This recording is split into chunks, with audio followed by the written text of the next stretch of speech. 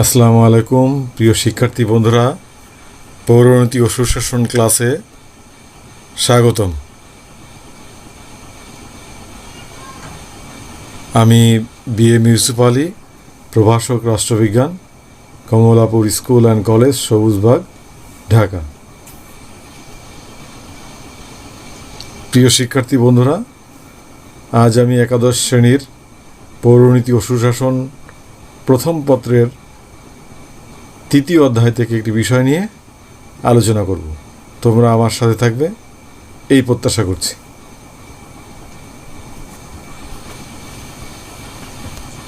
প্রিয় শিক্ষার্থী বন্ধুরা, আসো আমরা কয়েকটি ছবি দেখি।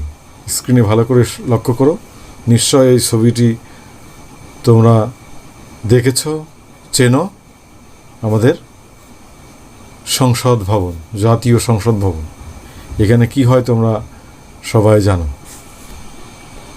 আরেকটি ছবি আমরা দেখি প্রিয় শিক্ষার্থী বন্ধুরা, এটাও পরিচিত একটা ছবি। সুপ্রিম কোর্টের ছবি দেখছি আমরা। আরেকটি ছবি আমরা দেখি, দেখো এখানে কতগুলো বই এবং আরেকটি ছবি দেখছি সাথে।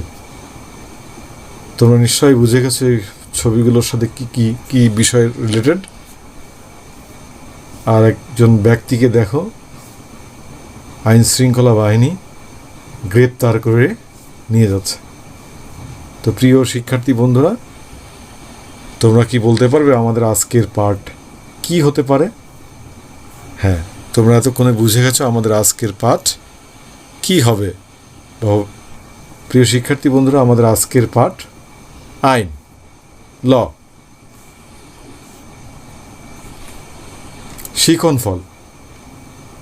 আজকের পাঠ শেষে শিক্ষার্থী বন্ধুরা তোমরা আইনের সংজ্ঞা বলতে পারবে, আইনের বৈশিষ্ট্য ব্যাখ্যা করতে পারবে এবং আইন মান্য করার কারণ বিশ্লেষণ করতে পারবে। প্রথমে আমরা আলোচনা করব আইন সম্পর্কে। প্রিয় শিক্ষার্থী বন্ধুরা, এর আগেই দেখেছো যে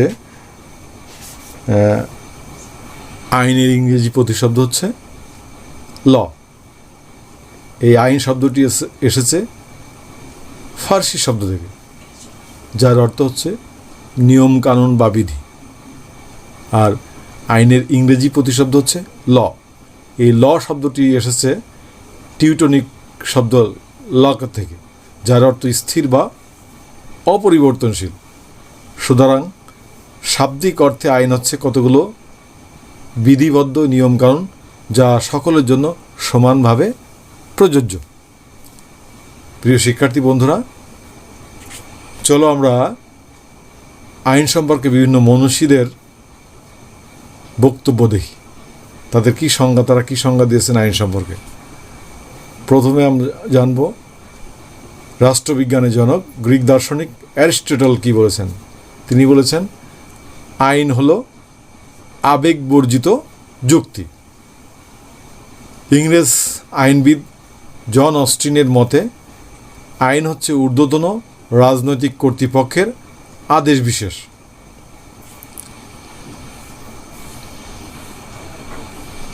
আরও কিছু সংজ্ঞা আমরা দেখব। অধ্যাপক হল্যান্ড কি বলেছেন। তিনি বলেছেন যে সার্বভৌম রাজনৈতিক কর্তৃপক্ষ কর্তৃক মানুষের বাহ্যিক আচরণ নিয়ন্ত্রণের জন্য প্রয়োগকৃত সাধারণ নিয়মই হলো আইন। তো আমরা বলতে পারি শেষমেশ যে আইন হলো মানুষের বাহ্যিক আচরণ নিয়ন্ত্রণকারী বিধিবিধান, যার পিছনে রাষ্ট্রের সমর্থন রয়েছে এবং বিধিবিধান ভঙ্গ করলে শাস্তি প্রদানের ব্যবস্থা রয়েছে। তাহলে আইন কি? আমরা যদি বলি আইন হচ্ছে কতগুলো নিয়মকানুনের সমষ্টি যা মানুষের বাহ্যিক আচরণকে নিয়ন্ত্রণ করে, আর না মানলে শাস্তি পেতে হয় এবং সবার উপরে এটা সমভাবে প্রযোজ্য। তবে আইনের পিছনে রাষ্ট্রের বা আমরা সমাজের সমর্থন থাকতে হয়। প্রিয় শিক্ষার্থী বন্ধুরা, এখন আমরা আলোচনা করব আইনের বৈশিষ্ট্য নিয়ে। এক এক করে আমি বলি, তোমরা একটু খেয়াল করে শোনো প্রিয় শিক্ষার্থী বন্ধুরা। এক, সর্বজনীন। 2, অনুমোদন ও স্বীকৃতি। সুস্পষ্টতা, বাহ্যিক আচরণ নিয়ন্ত্রণ, অবশ্যই পালনীয়, সমভাবে প্রযোজ্য, আইন পরিবর্তনশীল। আমি এক এক করে এই বৈশিষ্ট্যগুলো ব্যাখ্যা করছি এখন। প্রিয় শিক্ষার্থী বন্ধুরা, আমরা প্রথমে দেখি সর্বজনীন। আইন সামাজিক ও রাজনৈতিক জীবনের সকল ক্ষেত্রে প্রযোজ্য। জাতীয় আন্তর্জাতিক সকল ক্ষেত্রে আইন সমভাবে প্রয়োজন। 2, অনুমোদন ও স্বীকৃতি। প্রিয় শিক্ষার্থী বন্ধুরা, আমরা কিন্তু আইন কি তখন আলোচনার সময় বলেছিলাম রাষ্ট্র এবং সমাজের স্বীকৃতি লাগে। আইন মানুষের ও বিভিন্ন সংস্থার আচরণ নিয়ন্ত্রণ করে, তুমি জানো তো। আইন সামাজিক ও রাজনৈতিক কর্তৃত্বের দ্বারা অনুমোদিত ও স্বীকৃত। জনসাধারণের সম্মতি ও রাষ্ট্রীয় স্বীকৃতি আইনকে অর্থবহ করে। অন্য কথায়, আইনের পিছনে রাষ্ট্রীয় কর্তৃত্ব থাকে। সমাজের যেসব নিয়মকানুন রাষ্ট্র অনুমোদন করে সেগুলোই আইনে পরিণত হয়। 3 নম্বর, সুস্পষ্টতা। আসলে আইন হচ্ছে সুস্পষ্ট ও সুনির্দিষ্টভাবে লিখিত থাকে। অস্পষ্ট আইন সমাজে বিশৃঙ্খলা সৃষ্টি করে। আইনের ব্যাপারে কোনো ব্যাখ্যার প্রয়োজন হলে উচ্চ আদালত ব্যাখ্যা প্রদান করে। সমভাবে প্রযোজ্য। প্রিয় শিক্ষার্থী বন্ধুরা, আইনের দৃষ্টিতে সকলেই সমান। আইনের কঠোর অনুশাসন হতে কাউকে রেহাই দেয়া হয় না এবং আইনের দৃষ্টিতে কোনো ভেদাভেদ করা হয় না। জাতি, ধর্ম, বর্ণ, গোত্র, নারী, পুরুষ, ধনী, দরিদ্র সবার জন্য আইন সমভাবে প্রযোজ্য হয়।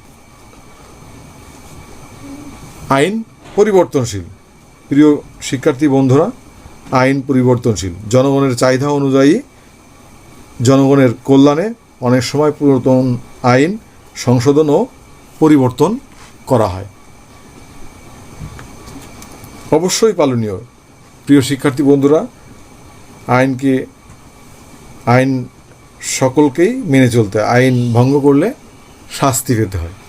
এইগুলো আমরা দেখলাম আইনের বৈশিষ্ট্য। আমি আবার বলছি, সর্বজনীন, অনুমোদন স্বীকৃতি, সুস্পষ্টতা, বাহ্যিক আচরণ নিয়ন্ত্রণ, অবশ্যই পালনীয়, সমভাবে প্রযোজ্য, আইন পরিবর্তনশীল।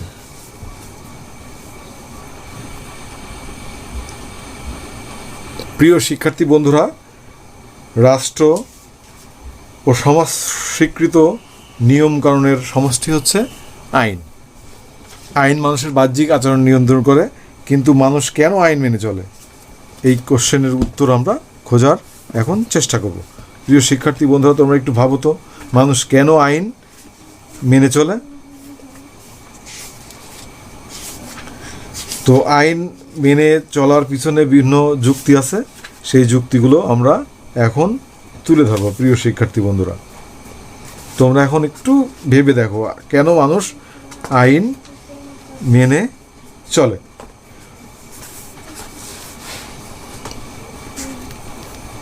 নিশ্চয় এতক্ষণে বুঝে গেছো কেন মানুষ আইন মেনে চলে।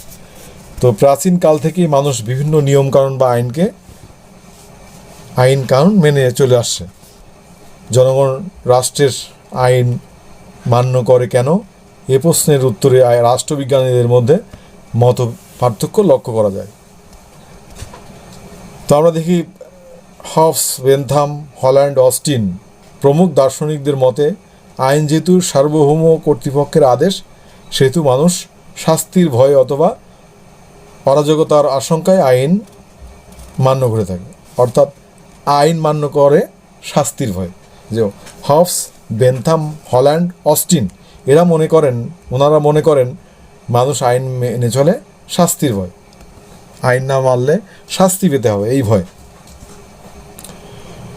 হেনরি মেইন, সেভিনি, সেজুক, মেটল্যান্ড প্রমুখ ঐতিহাসিকদের মতে তারা মনে করেন যে স্বভাবগত কারণে মানুষ আইন মান্য করে, কেবল শাস্তির ভয়ে মানুষ আইন মান্য করে না। কারণ আইন হলো ন্যায়ের প্রতীক, যা জনগণ কর্তৃক সমর্থিত। রুশো, গ্রিন প্রমুখ আদর্শবাদী দার্শনিকদের মতে কতগুলো সুস্পষ্ট যুক্তির কারণেই মানুষ আইন মেনে চলে। আইন ব্যক্তি স্বাধীনতাকে রক্ষা করে। গ্রিন বলেছেন, শক্তি নয়, ইচ্ছায় রাষ্ট্রের ভিত্তি। এছাড়াও আমরা জানি যে দুগুই, ক্রাবে, লাস্কি ওনাদের মতে আইন মান্য করে কারণ এটি সমাজ জীবনে শান্তি, শৃঙ্খলা ও কল্যাণ আনয়ন করে। প্রিয় শিক্ষার্থী বন্ধুরা, লর্ড ব্রাইসের মতে আইন মানা করার 5টি কারণ তিনি উল্লেখ করেছেন: নির্লিপ্ততা, শ্রদ্ধা, সহানুভূতি, শাস্তির ভয়, যৌক্তিকতা। প্রিয় শিক্ষার্থী বন্ধুরা, নির্লিপ্ততা, ব্যক্তি নির্লিপ্ততার কারণে আইন মেনে চলে। রাষ্ট্রের বিশালতার তুলনায় ব্যক্তি নিজেকে ক্ষুদ্র ও অপ্রয়োজনীয় মনে করে। রাষ্ট্রীয় কর্মকাণ্ড নিয়ে সে খুব একটা ভাবে না। রাষ্ট্র কর্তৃক আরোপিত বিধিবিধান, বিধিনিষেধ বিনা বাক্য ব্যয়ে মেনে নেয়। 3. সহানুভূতি, মানুষের মধ্যকার পারস্পরিক সহানুভূতি আইন মান্য করার ভূমিকা রাখে। মানুষ পরস্পরের প্রতি সহানুভূতিশীল থাকে। এই সহানুভূতিশীল সুশৃঙ্খল সমাজ গঠনে প্রেরণা যোগায়। এজন্যই মানুষ আইন মান্য করে থাকে। শাস্তির ভয়ে, প্রিয় শিক্ষার্থী বন্ধুরা, আমরা জানি যে মানুষ শাস্তির ভয়ে আইন মান্য করে। আইন মান্য করা বাধ্যতামূলক, কেননা আইনের পেছনে সার্বভৌম শক্তির সমর্থন থাকে। আইন ভঙ্গকারীকে রাষ্ট্র শাস্তি প্রদান করে থাকে। তাই জনগণ বা জনসাধারণ শাস্তি ভোগ করার ভয়ে আইনের প্রতি শ্রদ্ধাশীল থাকে এবং আইন মান্য করে থাকে। যৌক্তিকতা, প্রিয় শিক্ষার্থী বন্ধুরা, মানুষ যৌক্তিক কারণে আইন মান্য করে থাকে। আইনের যৌক্তিকতার উপলব্ধি মানুষকে আইন মান্য করতে বা আইন মান্য করার অনুপ্রেরণা দেয়। এছাড়া আরও কিছু কারণ আছে: নিরাপত্তা, ব্যক্তিত্ব বিকাশ, ধর্ম, ভবিষ্যৎ প্রয়োজন, অভ্যাসবশত, বিবেকবোধ, অধিকার রক্ষা, গুরুত্ব, উপযোগিতা, ন্যায়বোধ। আমি এক এক করে এই বিষয়গুলো আলোচনা করছি। প্রথম হচ্ছে নিরাপত্তা। আইন মানুষের জীবন ও সম্পত্তির নিরাপত্তা দান করে। আইন না থাকলে মানুষের জীবন ও সম্পত্তি বিপন্ন হতো। তাই মানুষ নিজেদের জানমালের নিরাপত্তার কথা বিবেচনা করে আইন মেনে চলে। ব্যক্তিত্বের বিকাশ, আইন মানুষের ব্যক্তিত্ব বিকাশের উপযোগী পরিবেশ নিশ্চিত করে থাকে। সেই কারণে মানুষ আইন মেনে চলে। 3. ধর্ম, প্রাচীনকালে ধর্ম ও আইন ওতপ্রোতভাবে জড়িত ছিল। মানুষ ধর্মের প্রতি শ্রদ্ধাশীল থাকে। ধর্মের প্রতি শ্রদ্ধা এবং ধর্মীয় আইন ভঙ্গ করলে পরকালে শাস্তি পেতে হয়, এই ভয়ে মানুষ আইন মেনে চলে। ভবিষ্যৎ প্রয়োজন, রাষ্ট্রের ভবিষ্যৎ ও ভবিষ্যৎ প্রজন্মের জন্য নিরাপদ সুশৃঙ্খল পরিবেশ গড়ার তাগিদ থেকে মানুষ আইন মেনে চলে। ভবিষ্যৎ প্রয়োজন মানুষকে বর্তমান আইন মান্য করতে অনুপ্রাণিত করে। অভ্যাসবশত, প্রিয় শিক্ষার্থী বন্ধুরা, মানুষ অভ্যাসবশত আইন মেনে চলে। মানুষ দীর্ঘকাল ধরে আইন মেনে আসছে। প্রচলিত আইনের মধ্যে বড় রকমের অসঙ্গতি না থাকলে মানুষ তার বিরোধিতাও করে না। বিবেকবোধ, প্রিয় শিক্ষার্থী বন্ধুরা, মানুষ বিবেকবোধ সম্পন্ন জীব। বিবেকের তাড়নায় মানুষ আইন অমান্য করতে প্রবৃত্ত হয় না। মানুষ বুদ্ধি ও বিবেকের প্রেরণায় আইন মান্য করে। অধিকার রক্ষা, মানুষের উন্নত ও নিরাপদ জীবন রক্ষার জন্য প্রয়োজন কিছু অধিকার। নিরাপদ ও শান্তিপূর্ণ পরিবেশে মানুষের প্রয়োজনীয় অধিকার ভোগ করার জন্য আইনের সুরক্ষা প্রয়োজন। নিজেদের অধিকার সুরক্ষা ও ভোগে যাতে কোনোরূপ বাধা সৃষ্টি না হয় সে লক্ষ্যে মানুষ আইন মান্য করে। গুরুত্ব ও উপযোগিতা, প্রিয় শিক্ষার্থী বন্ধুরা, আসলে আইনের গুরুত্ব আছে, উপযোগিতা আছে। এই কারণে কিন্তু মানুষ আইন মেনে চলে। ন্যায়বোধ, প্রিয় শিক্ষার্থী বন্ধুরা, মানুষের নৈতিকতার কারণে আইন মেনে চলে। আইন সাধারণত নীতিবোধ সম্পন্ন হয়। আইন সমাজের প্রচলিত নীতি নৈতিকতার সমস্তনপুষ্ট হয়ে থাকে। তাই তো ন্যায়বোধ থেকে মানুষ আইন মেনে চলে। প্রিয় শিক্ষার্থী বন্ধুরা, এতক্ষণ আমরা মানুষ আইন কেন মেনে চলে তার কারণগুলো আলোচনা করলাম। প্রিয় শিক্ষার্থী বন্ধুরা, এখন আমি তোমাদেরকে কয়েকটি কোশ্চেন জিজ্ঞেস করতে চাই। এক, আইন শব্দটি কোন ভাষা থেকে এসেছে? তোমরা বলতে পারবে নিশ্চয়। তারপরে আমি বলে দিচ্ছি, ফার্সি ভাষা থেকে। তোমরা জানো যে ফার্সি ইরানের ভাষা। তোমরা অবশ্যই ফরাসি এবং ফার্সি মিলিয়ে ফেলো না। 2 নম্বর কোশ্চেন, লক শব্দের অর্থ কী? লক শব্দের অর্থ হচ্ছে, তোমরা বলার চেষ্টা করো, আমি তারপর বলছি। লক শব্দের অর্থ হচ্ছে স্থির বা অপরিবর্তনীয়। 3 নম্বর কোশ্চেন, আইনের 2টি বৈশিষ্ট্য কি কি? 2টি বৈশিষ্ট্য বলতে পারো নিশ্চয়। তারপরে আমি বলে দিচ্ছি, এটা আইন মানুষের বাহ্যিক আচরণ নিয়ন্ত্রণ করে, এটা সবার সমভাবে প্রযোজ্য। তারপরে আইন পরিবর্তনশীল, আইন মান্য করতে হয়, ইত্যাদি ইত্যাদি। প্রিয় শিক্ষার্থী বন্ধুরা, লর্ড ব্রাইস আইন মান্য করার কয়টি কারণ উল্লেখ করেছেন? আমরা কিন্তু দেখেছি, আলোচনা করেছি, তিনি 5টি কারণের কথা উল্লেখ করেছেন। এবার তোমরা খাতা কলম বের করো এবং বাড়ির কাজ লিখে নাও। আমাদের আজকের বাড়ির কাজ,